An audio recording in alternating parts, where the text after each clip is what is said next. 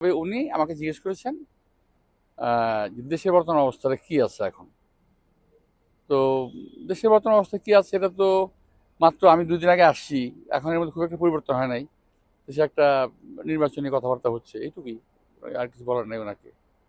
আর তাছাড়া আমরাও চাই না ওনাকে রাজনৈতিক কথাবার্তা বলে কোনো বিব্রত করতে। চেয়ারম্যানের সঙ্গে আমাদের সপ্তাহে একদিনের মতো কথা তো হয়ই অফিসিয়ালি, আনঅফিসিয়াল আমরা কথা বলি, তো নির্দেশনা যা পাওয়ার ওখান থেকেই পাই। তবে এখন এই মুহূর্তে কোনো রাজনৈতিক নির্দেশনা আমার কাছে আমি পাই নাই। আবার সেটা আমি জানতেও চাই না, এই কারণে যে এটা তো ওনার মা অসুস্থ, হসপিটালে দেখতে আসছে, জিজ্ঞেস করা যায়। ক্যামেরায় ওয়াও, স্টাইল দেখাও, Xenon X21 পারলে ঠেকাও।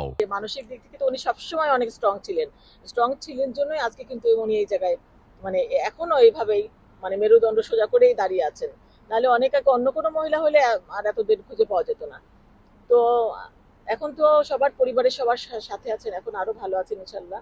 আমরা আশা করছি উনি অচিরেই অনেক সুস্থ হয়ে যাবেন এবং আমাদের দেশে আবার ফিরে আসবেন, ওনার দেশে, এবং এসে দেশের জনগণের হাল ধরবেন ইনশাআল্লাহ। কেমন আছো, নাতি নাতনি ছেলেমেয়েরা কেমন আছে, তারপর দেশের অবস্থা কি, সবাই কেমন আছে, মহিলা দলের সবাই কেমন আছে, সবার কথা জিজ্ঞেস করেছেন। কোনো রাজনৈতিক আলোচনা না, বাট সবার কথা জিজ্ঞেস করেছেন কেমন আছেন, এবং দেশের কথা জিজ্ঞেস করেছেন সবাই কেমন আছে।